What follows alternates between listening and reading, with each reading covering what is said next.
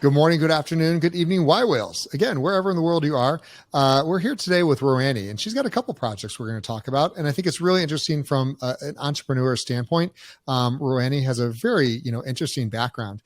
But prior to that, let's literally talk about what we're seeing today. So right now, Bitcoin's at 22,000, and slowly climbing off of, those lows of 18, 19 that it just hit.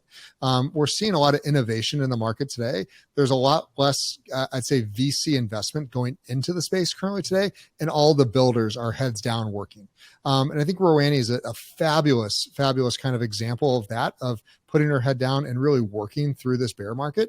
And so with that, Randy, let's talk about a little bit about where you came from, and what got you interested so much in the blockchain space.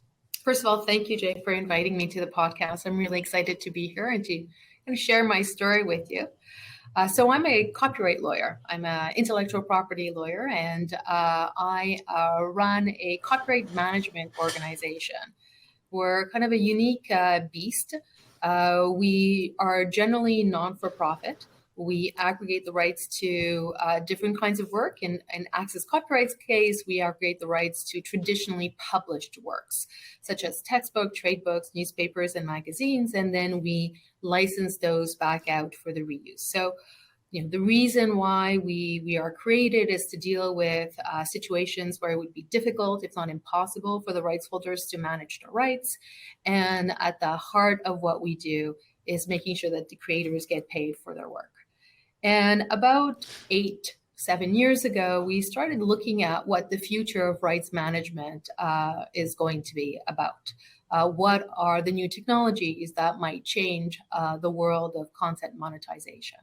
And one of the things that we kept bumping against or being mentioned constantly was blockchain. Blockchain was going to revolutionize how content gets monetized, how creators all of a sudden are going to be able to regain control over their works in a way that they haven't been able to do so before.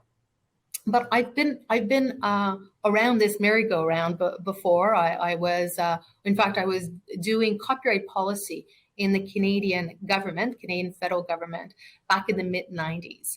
And at the time, we were looking at how the internet was going to potentially impact the creative sector. It was back in the days when we used to call it the information superhighway. You may remember that term being used about the internet. It was the early days of the internet. And there were a lot of very similar promises that we hear about blockchain being made back then. With hindsight, we come to realize that some of these promises did materialize, but a lot of them, what we ended up seeing is a very challenging environment for artists and for creators. Being able to monetize their work, there was massive piracy in many, many situations, particularly in the music industry, for example. They exchanged analog dollars for digital pennies. And so the riches didn't really come to be. And so the question that myself and my team kept asking ourselves is blockchain going to be the same thing? Or is it truly going to be revolutionizing? So back in 2015, 2016, we had a deeper dive and looked at the projects in the creative space that were happening back then. And it was very hard to tell. Like, things were very early stage. It was like a lot of window dressing. You couldn't really tell what was happening behind the scenes. So we were left with kind of the big unknown. Is this really going to help monetization and creators in the long run? So we decided that the best way to figure it out was to actually start playing around with the technology. So we sat in a room. There was about 3 of us at the time. We're like, okay, what does blockchain promise to make possible that today is not possible? And let's see if we could kind of build together a quick proof of concept as a research exercise to see what would happen, to see what we could learn from it. So the idea we came up with was the fan-to-fan sale of an ebook. So as you know, you look at the history, Napster, which was the P2P, fan-to-fan sharing of music, almost took down the music industry. Yep. So we thought, okay, blockchain is supposed to fix that. Let's flip it on its head and do fan-to-fan selling of an ebook. So we looked around in Toronto. We were able to find a 3 just out of university programmers that were playing around with Solidity who helped us put together a smart contract and a very simple web interface so that we could see what's happening around the smart contract, around the fan-to-fan sale of a ebook. So the use case that we were dealing with, for books, most books are purchased as a result of family and friend recommendations. So it's a very big engine for discovery and for marketing of books. So we figured, okay, I know you, Jay, very well. I know what you like. I know what you are into. And I'm going to recommend a book to you. I send you the ebook. And based on this smart contract that's attached to this digital asset, you're able to read, let's say, 2 chapters of the ebook. And then after that, if you want to read on, you have to pay. And the smart contract would then kind of trigger a redistribution of the royalties, X to the creator, Y to the publisher, the jacket cover artist. And because I stimulated the sale, the fan, I got a reward as well. So that's the smart contract. Makes perfect sense. Makes perfect sense, right? Today, it's so yeah, of course, that's what it should be all about. It was not so obvious back in 2017, the summer 2017, actually, when we put the proof of concept together. And, we did the workflow on, how would the digital asset would get attached to the smart contract and who would make sure that the digital asset gets attached and connected to the wallet of the rightful owner, that it's not a bad actor that, gets in the middle of all of this. And this is where 2 things happen as a result of that proof of concept. The first thing is that, reading about something and listening about it's not the same thing as doing. And after having done it, work through the proof of concept and build that early service, it was the penny dropped for me. I would totally drank the Kool-Aid. That's when I became a blockchain believer and truly understanding how blockchain was going to revolutionize our digital interaction and how we interact with assets online.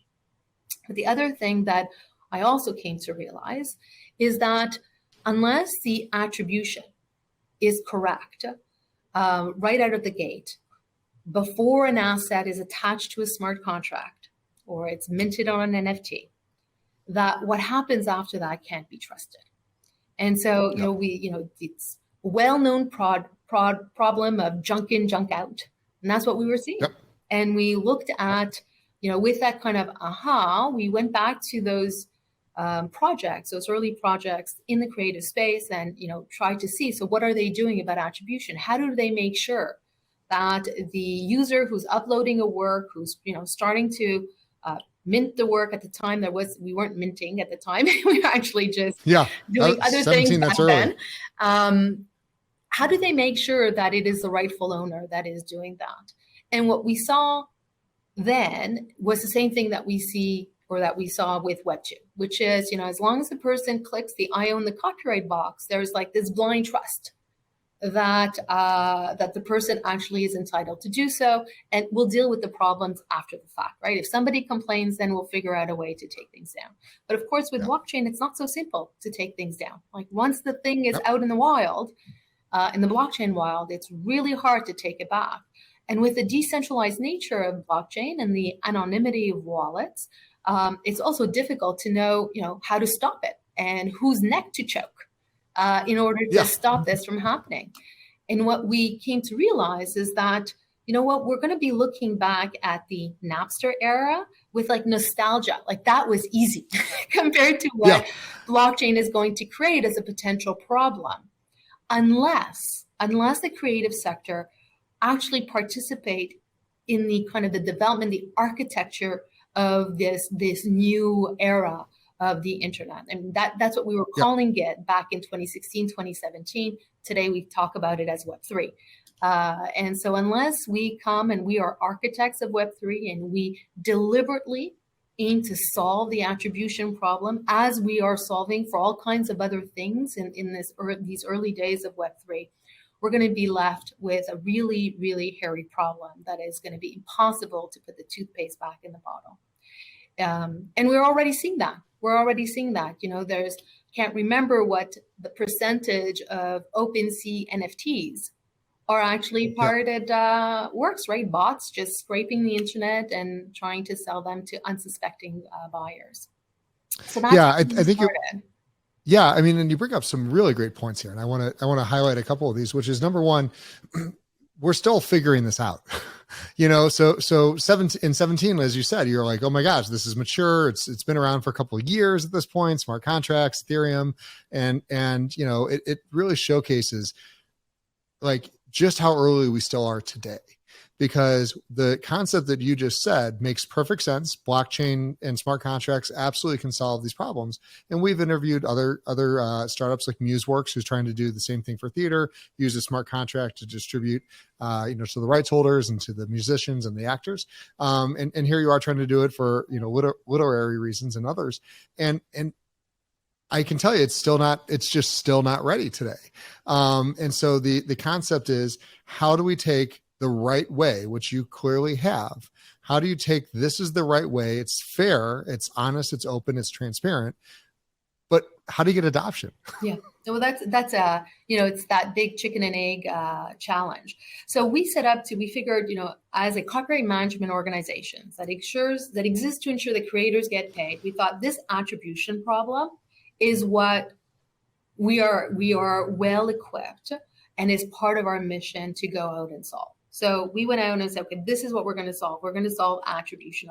We are going to be one of the people that lean in and deliberately try to solve attribution in this kind of new ecosystem that is being developed. And so that's what we set out to do. And in order to solve attribution, there are a few things that have to line up. But one of the key things is that you need to be able to connect the digital representation of a creative work, or the creative work in its digital form, with the creator or the rightful owner, and metadata about the work. And if any one of these three things are disconnected, you need to be able to reconnect it. Okay. And so we started looking at various technologies in order to, one, look at how do you represent a digital work. So you've got a PDF, you've got a JPEG. It could get altered. It's not the exact file. So using fingerprinting technology in order to be able to fingerprint the work, so that irrespective of the format it's now circulating in, or if it's been altered, you could still connect the work. You could still connect it. And now with the attribution ledger, creating kind of a reference database, distributed database, but still a reference database for this work. This is the creator for this work, and this is some more information, metadata about the work. So it's that reference, that connection between the asset, its fingerprint of the asset, with the creator and other rights information, and the metadata about the work.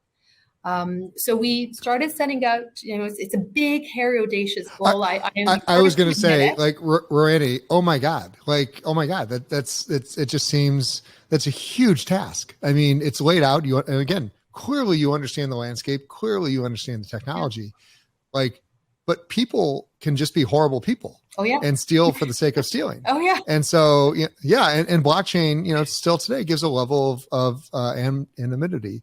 And so, hearing the fact that there's someone already tackling these problems, which are very real. I mean, again, kudos to you. Yeah. Well, you say, not only does blockchain provide this anonymity, one thing that blockchain does that Web 2 didn't do is that it allows kind of value exchange around the anonymity as well.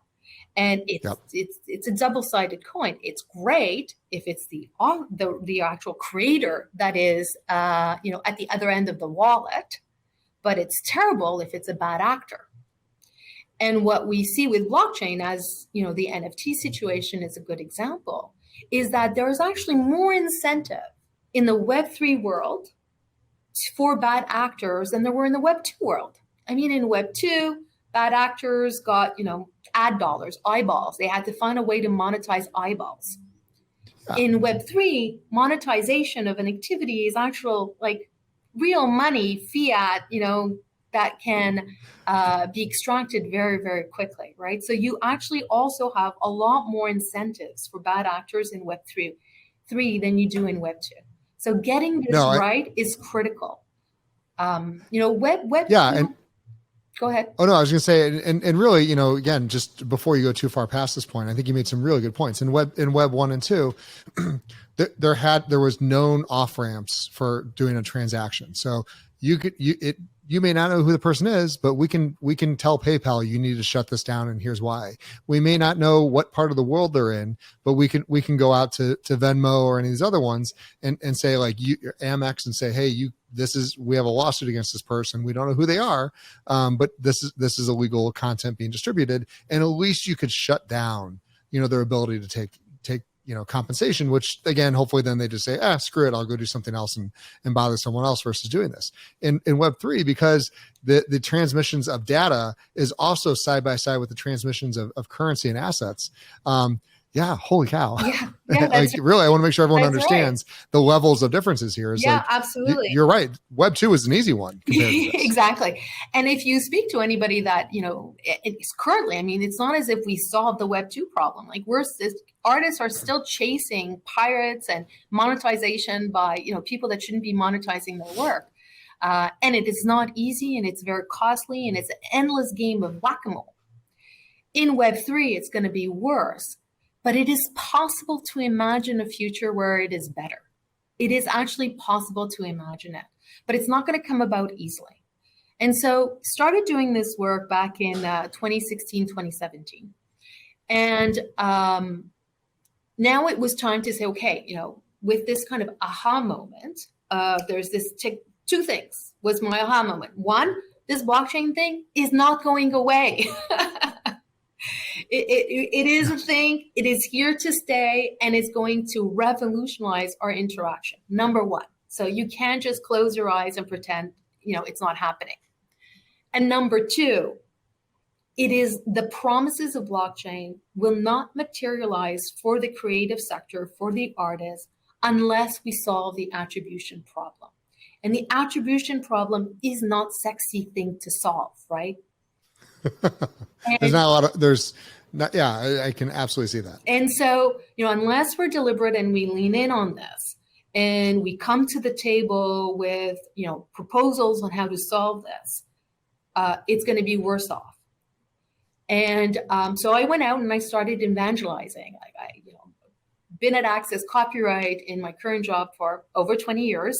I know a lot of people in the industry. We're part of an international community of copyright management organizations. And I went out and I started doing presentations about blockchain, what's coming down, the problem that we saw if we didn't actually, try to participate and fix this right out of the gate. And then COVID hit. I had like a world tour. I was going to Spain, I was going to Germany, I was going all over the world and all of these conferences and meetings to kind of talk about this and to build an industry consortium so that together we could fix and lean in on the attribution problem. And then COVID hit, and of course the world came apart and my life got complicated just like everybody else's life got complicated.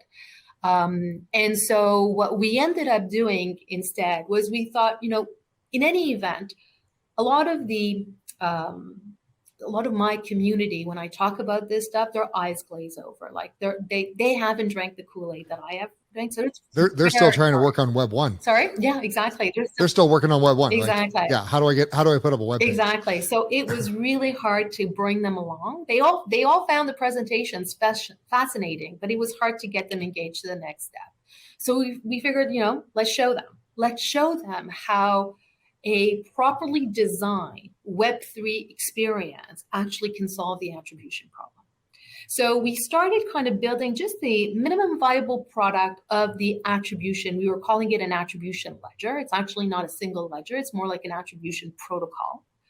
And services that would use it. And one of these services that we built out was Imprimo. And Imprimo is a service for the visual arts sector. And what it does is that it connects the artist with their artwork and metadata about their work. So exactly what the vision of creating those three prongs and connecting them. And it leverages the blockchain in order to kind of do that and timestamp that connection. as well. I love that. So, I mean, again, you've got a lot going on here. So now let's circle back around. So the idea that is again very simplistic. There has to be a reason why someone wants to purchase this. So you have to have content that's relevant, and then you kind of move into managing this and making sure the signatures are correct. So when you talk about ownership online, and you and I have had this conversation a few times, but I want to, for anyone who's listening to understand it, talk about, the contracts behind these assets and why that is one of the most important things you can do. Because you changed my mind on this a long time ago. So that's kind of separate it's separate from Imprimo per se in terms of what it does. We're actually, I call Imprimo Web 2.5. In the sense that it's not a full-fledged Web3 offering for a couple of things. So first, let me say a few things about Imprimo, and then we could circle back to your comment if you want to talk about 100%. kind of NFTs and other things as well. So what Imprimo does is that for the artist, it's like a Web2 service. Okay, so it's not at all intimidating in any way. Right, the Web3 elements are not perceptible. They cannot perceive them. They're really kind of hidden to the artist. So it's a portfolio management tool behind the scene. So they could manage their portfolio. It's a place for them to track their artwork and manage their portfolio. And in front, like the what's available to the world to view is a LinkedIn for visual artists. So behind the scenes, they're managing their portfolio, and it gets spit out in front. Their digital presence, if you like, is a LinkedIn for visual artists. There's a profile of themselves as an artist, their journey as an artist. There is a CV with various media assets attached to all the CV events. Maybe if it's a solo exhibit, there could be a video of the exhibit. There could be images of the exhibit. There could be a poster for the exhibit. And their portfolio is there as well that can be discovered. Okay, so it's a LinkedIn for visual artists, which doesn't really exist now. A lot of visual artists, LinkedIn, the real LinkedIn doesn't really work very well for them. A lot of them use Instagram, but even that is not organized, doesn't allow them to organize their presence and their artwork and their journey that way. Every work that is presented or published by the artist on Imprimo has its own work record. And that work record includes the timeline. So they could attach to the work the timeline of the work. When was it created? Where was it exhibited? There is also a place for them to attach the creation process of the artwork. So they could talk about the artwork. They could include images or video of them creating the artwork as well. So it helps elevate provenance. And then they make a claim to the artwork. So first of all, every artist on the platform has their ID verified. So there are no bots here. So we KYC everyone on the platform. We know who they are. Huge. Number one. Number two, we give them cryptographic keys. Okay, now it's very difficult for an artist to manage a cryptographic key, so we manage it for them. We tell them what it is. They have their private keys. We tell them what not to do with their private keys. We repeat it very often, but we manage so we are the custody of the keys. Imprimo is the custody of the keys. And then when they publish a work, their claim to the work, their authorship, when they created it, metadata about the work, they sign with their keys. And that perfect. That was my question. Exactly. And that kind of package of information, data, is registered on blockchain, is timestamped on blockchain. I love it. And so to wrap it up into a kind of a single sentence, this is verified storytelling. Exactly. So you're asking these artists to not just publish their work, but to give the added value of their story, which you're verifying, validating, and securing in through Imprimo. And that the end result is that if someone likes their story, that's going to give them more interest in that artist, which then they know that the money's going to that artist. So it creates it's really amazing. Rani. So you're humanizing, Absolutely. art. And we're creating a digital destination for people to go and explore and discover art and artists, to connect with art and artists. And as we're, right now we launched in March of this year. It's like our minimum lovable product. We have a very detailed and interesting roadmap. Our goal is to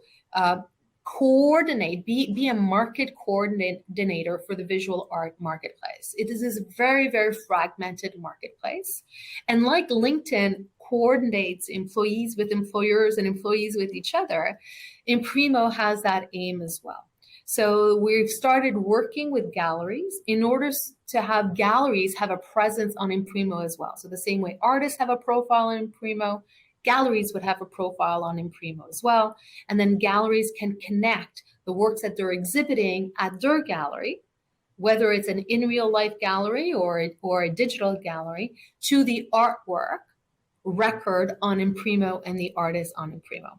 If it's an in real life gallery, and that is kind of available right now, for every claim for every artwork that is published and a claim has been made, a QR code gets generated that the artist can use to put behind their artwork or to affix next to the artwork when it's being exhibited. So an art lover who sees an artwork in a gallery, in real life gallery, can just put their phone to the QR code and be taken to the artwork record on Imprimo, learn more about the story of the artwork, the creation process, and discover more from the artist as well.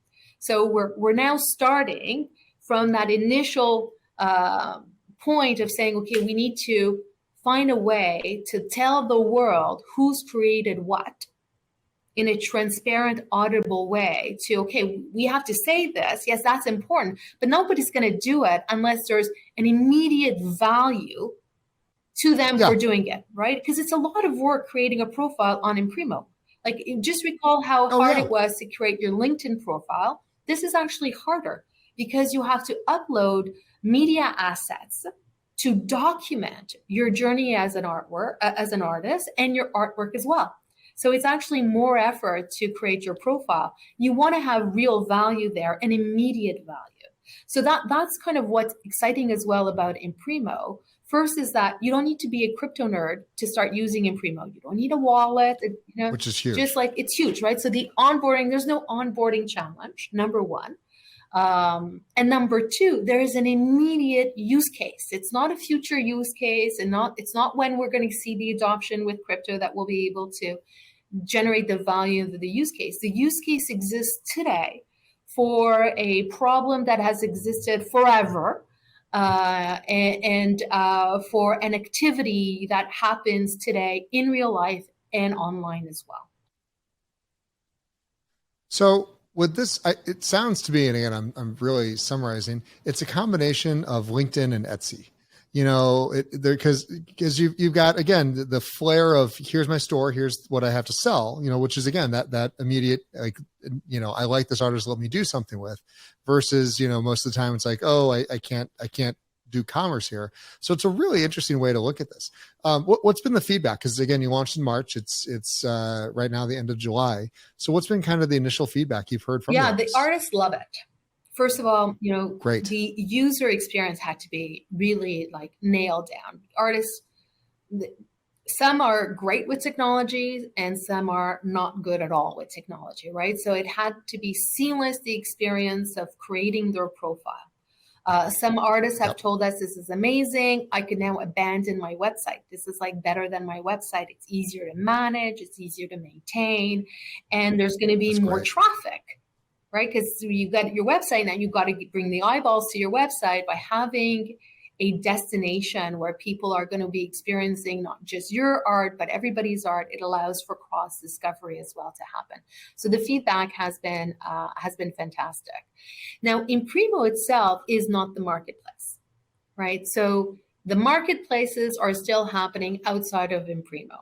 So the gallery, that's where the marketplace, the online art marketplace as well. The goal is to connect to those marketplaces so that the data, the trusted data, where the artists have been verified and claims have been made and timestamped. That trusted data is available across the visual art marketplaces. That's awesome. And so, again, providing these is not easy. Let's talk a little bit of the tech behind this. So what are you guys using to make it happen? Because you're combining some Web 2 with some Web 3. So are you on Ethereum? What kind of chain are you using? And delivering the media assets. Some people still use Amazon S3, and some are using on-chain storage. So we're not using on-chain storage, not yet, at least. That's too slow. Yeah, and so it's it's a tech stack you would see in a Web 2.0 service. The difference being that the claims are registered on blockchain. Now, initially we were working with Ethereum. That's where we started, but it was just too costly to operate that way, and we didn't think that our artists would be able to afford registering their claims on Ethereum.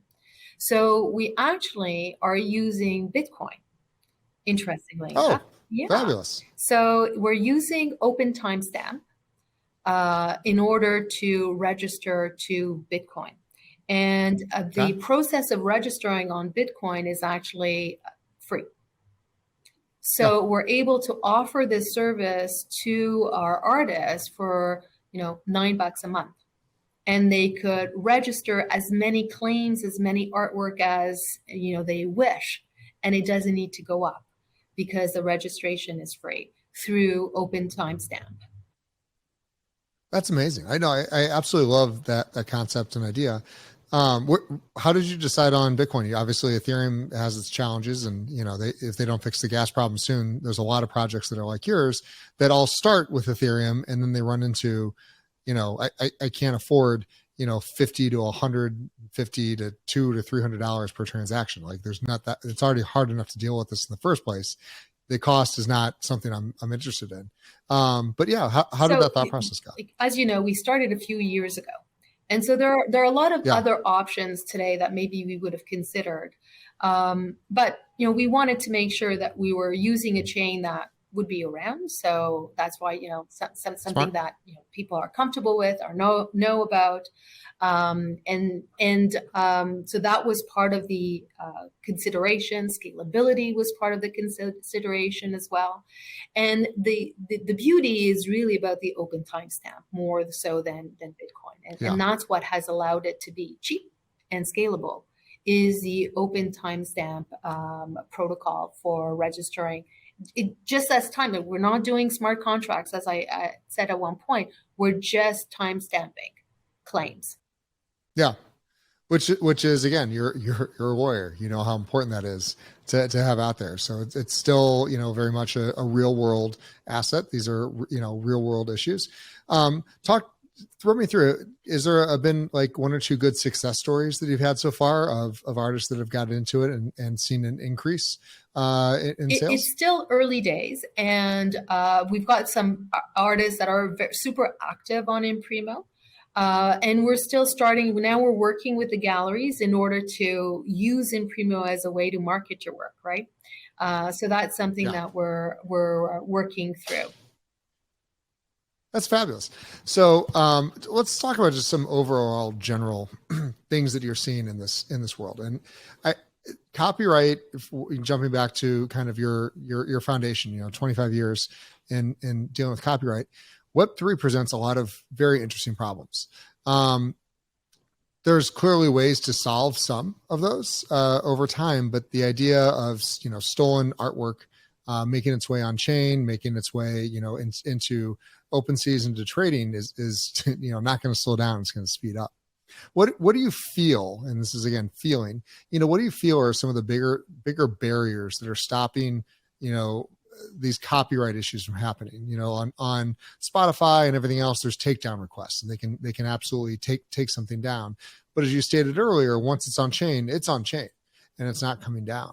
How and no chain has the power to overwrite something. So it's kind of, you'd have to have the original user take it down. What are your kind of thoughts and visions over the next few years for how this is going to get resolved? So one, education is absolutely key.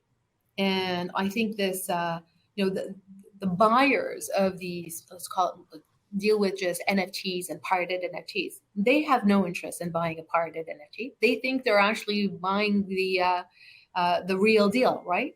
But they're not educated in understanding what's actually happening behind the scenes and how might they verify to make sure that they're not being scammed. So not only is the artist being scammed, right, but the buyer is also being scammed.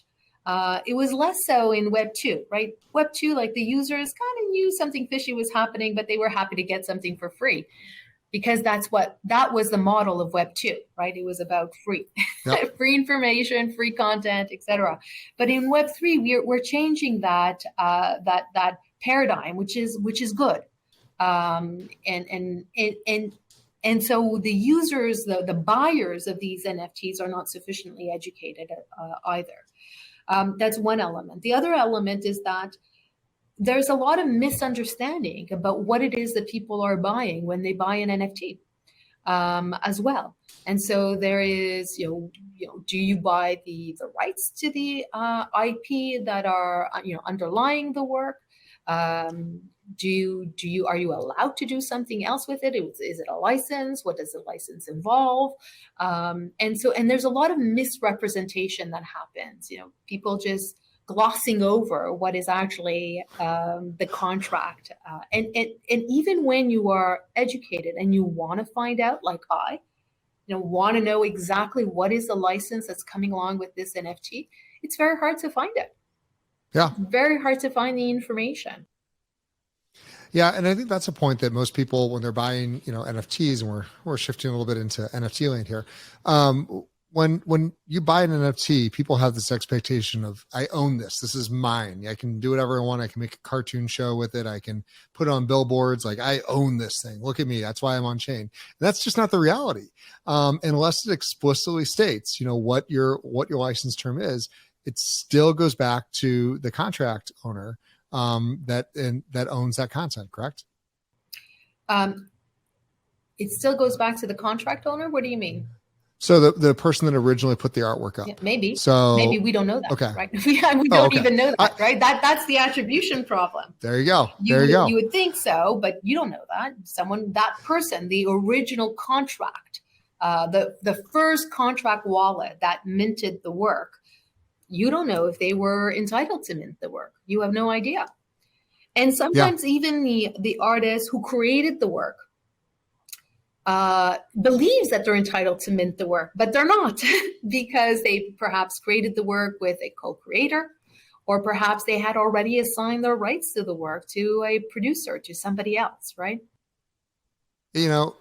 It's becoming so much clearer as we talk about these other issues, why you've built Imprimo and why you go through all those rigorous steps.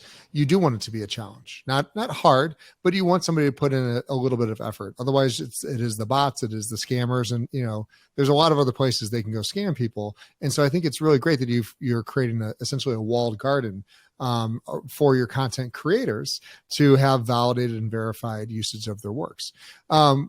Is it art? Is it books? What are the types of content that you guys are facilitating right now? So Imprimo is about visual art. Okay. We're looking at photographs as well. And eventually we'll go to video too. We started off with visual arts because we created Imprimo with the visual arts associations in Canada. So they are our partners in the project. They are also members of Access Copyright. So the CARFAC and RAV are the two visual arts associations in Canada. We spent hundreds of hours interviewing their members, the visual artists, to understand what their pain points are and what their needs are. So this idea of solving the attribution problem, it needed to be part of a service that had value in and of itself, right? Because right now, nobody just wants to solve attribution. Like if there's if there's another so what that's interesting to them, then they'll do it. But just solving attribution, it's like nobody seems to be wanting to do that. But we all recognize that, with time, if we do not solve attribution in this Web3 environment, we're going to have an absolute mess on our hands. And I'm going to give you a lot of kudos because what you're building is very hard to do. What you're doing is very detailed and requires, again, you're not just saying, hey, we want to put digital content online.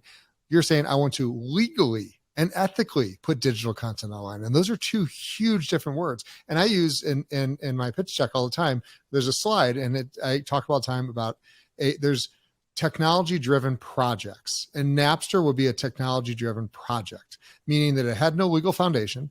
It proved, though, that people were interested in digital music and peer-to-peer exchanges of files, but they did it all legally. And no matter what people said, oh, I bought the CD, oh, this is mine, I did a remix on it. It didn't matter at the end of the day. They were violating copyright in a massive way. And Metallica led the way with like the lawsuits, and then it just one after the other and kind of destroyed it. Now, on the other side is technology-driven companies versus projects. And a technology-driven company is going to start with a legal foundation, which is what you've done. And then they're going to legally acquire or facilitate that art. So the Spotify's, the Pandora's, the Apple Music's. And so while it's a much larger lift, we can absolutely see the parity of where Napster is today compared to Spotify, Pandora, and Apple Music, which are absolutely, just they're serving hundreds of billions of views, a month. And that's massive. So I can completely understand and really give you a round of applause for doing the hard work and encouraging your artists to also do the hard work, because if we can popularize Imprimo, if we can say this is the correct way to do it, it solves a lot of those problems and will keep people off of the Pirate Bays and kind of the shadier sites. And it always has to do with, to me, piracy in the early days was just about availability. Like if I want to see it, and the only place I can get it is to pirate it, then that's what's going to happen. And so the fact that you're coming around and saying, no, we're going to give you a legal avenue, it's a much larger lift, but it has huge and long legs in the long run here. So Imprimo was a use case for the attribution solution, the attribution protocol. So we are focused on building out Imprimo because the service in which attribution or solving attribution is embedded is in and of itself interesting and attracting a lot of attention and has a huge potential.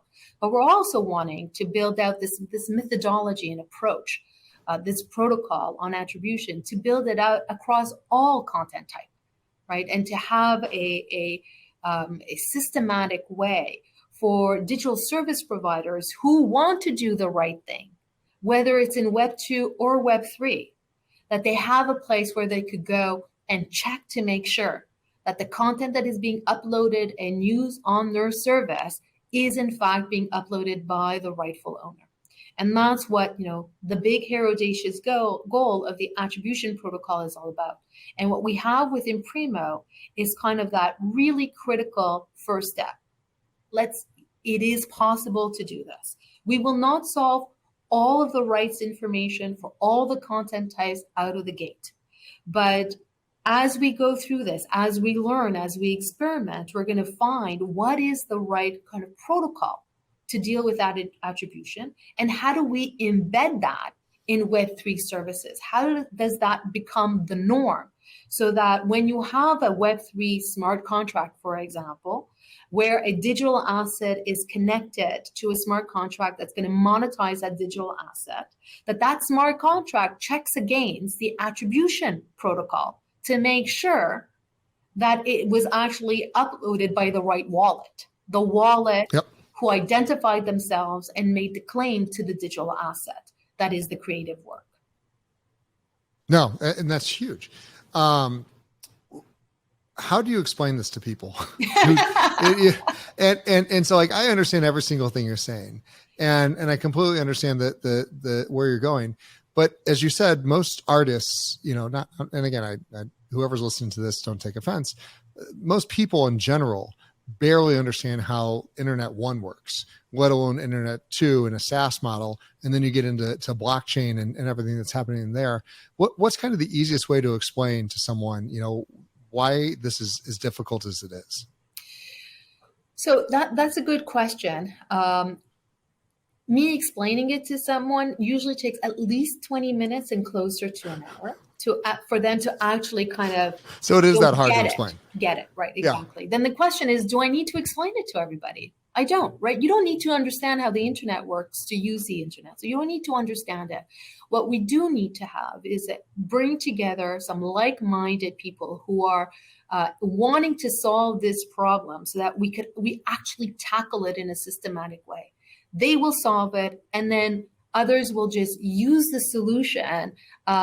And the ideal stage, we know Web3, we're no longer calling it Web3, it's just the internet. When nobody's even asking, like it's part of the fabric of how these protocols or these services that use creative assets are structured. And if they're not structured, they know that they're going to have infringing content on their services. That's awesome. No, and that is really, again, it's either find something that works, but doing nothing isn't going to solve the problem. And so again, a very elegant solution with Imprimo, very, again, a lot of history with access copyright. So it's a really, again, I can't applaud you more for more of like finding your niche, hanging in there, and now trying to spread that ability to help others protect their work, because at the end of the day, artists put a lot of time and energy and blood, sweat, and tears into what they do. And it just takes a second to put it up on the wrong site, to have your content stolen and redistributed, to the point where we see every day there's artwork that goes viral online. Like it will go from no one has seen this to millions and millions and millions of views with no, attribution, no, notice or link back to the original artist. And it's a challenge. And so I really, like I said, I just applaud you for tackling this problem. And I think there's clearly a long way to go to get mainstream adoption, but you're there today, and you're building a foundation. And I invite anybody who's interested in solving this problem to reach out to us. Anybody who has experience in this space, who are working in the creative space, who want to make sure that Web3 is better than Web2 for the creative sector, to reach out to us, because it will take a lot of people to actually take what we've learned with Imprimo and turn it into a practice, a system and practice that becomes the norm for Web3. So I guess that's my last question on this is how connected are access copyright and Imprimo? Because clearly someone that's about to go through their work, they do need some legal help to make sure that it's properly registered and everything else. Do you guys work relatively closely, or do you keep the two businesses separate? So they're separate. So Imprimo was created by Prescient Innovation, which is an innovation lab that is wholly owned by Access Copyright, but it is a separate entity. It's Prescient Innovation is a for-profit innovation lab, whereas Access Copyright is a not-for-profit. And so we welcome the opportunities to partner through Prescient Innovations in order to build out Imprimo further, and to look at and solve the attribution problem as well. Yeah, love it. I mean, again, Imprimo is a huge project, a massive lift. And honestly, I love hearing about your background with access copyright, because it takes that experience that you have, and here's the actual legal way to do things, and then is allowing people to on-chain to gain that experience level and interact in a really kind of meaningful way. And I love the kind of comparison you have with LinkedIn, but for artists, because they're two different things. So doing business and having clout, having understanding, having followings is massive. And, the problem with Web2 that you have, it's great that you have, 1 million, 2 million, 5 million Instagram followers. What do you actually get for that? You get nothing. You get a lot of likes and shares and views and pats on the back, but there's no real easy way to monetize that. So having this kind of culture, again, congrats. I'm super excited. Because of that, and because you've been in the space so long, what have you seen, kind of recently outside of your own projects that just had you kind of interested or excited for the way someone else is looking at the space? So there are a lot of new startups emerging in the tech space world that are really interesting and experimenting with blockchain in really novel ways. There's this one startup called Paragraph. I think it's XYZ, but I'm not absolutely sure on that one. And what they allow you to do is it's like a Substack, but for Web3. So instead of having subscribers, you have members, and you token gate access to your content. And through the ability of creating membership, first of all, you connect directly with your own with your audience, and you're able to have community engagement. You can really accelerate your growth and monetization because now you have members that have a vested interest in the success of your reading or your writing platform. And it's good for short form, but also long form as well. So you can start using it today. I imagine adoption is not huge because it is Web3 and you need to have a crypto wallet, etc. But the model is really, really super interesting. So, you own your members now, you own your quote unquote own. You have direct connection to your readers. You could airdrop things to them. You've got, their wallets and you could, really, and they can vote on what you work on next. They could collaborate with you. So I thought that was a really interesting project to have like writers who are trying to experiment with Web3 and community engagement and ownership in a way that's just not possible with just subscribers. Yeah, I absolutely, token gating is going to be like next year's big thing, that it's NFTs as kind of a, hey, there's 10,000 of these things and they're rare because I say it, is going to be like, that's cute. But having the ability for these NFTs and other works of art or anything on chain to validate access and utility, now we have real world usage. Now people understand, well, I want to watch that show. I want to read this book. I want to have access to these things.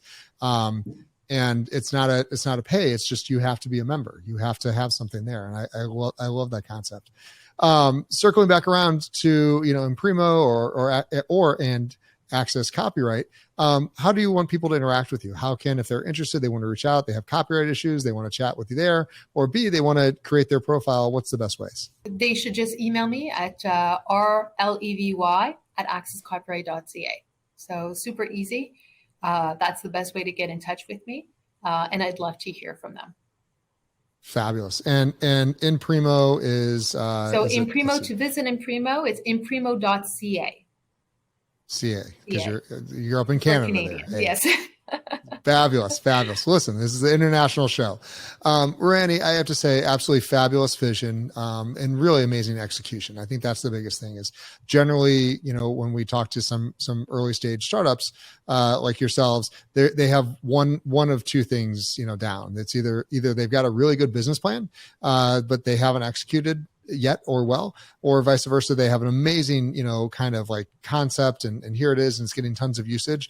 And you're like, you do know you made a security and you're not managing it as a security. And eventually someone's going to come knocking on your door and they're like, you'd be fine. You've done both. And so I really have to give a lot of credit that, this is what's really getting exciting to me about Web3 is suddenly the business professionals are starting to show up, and the business professionals have a much clearer use case and vision for how this technology can be used legally, ethically, and morally, compared to those that are still playing around with the Napster type technology of like what works, what doesn't work. And there's, you got to try stuff, you got to break stuff. But having a long-term viable company means you've got a legal foundation to start with. And I think you've done a great thing by helping to try to protect the artwork of so many artists, which is clearly your passion and life's work. Thank you. And thank you again for inviting me on the podcast. Any days. Y Whales, we'll catch you later. Randy, don't hit any buttons. We'll see you here in a second. And for everyone else, this was Imprimo Access Copyright with Randy Levy. Thank you so much.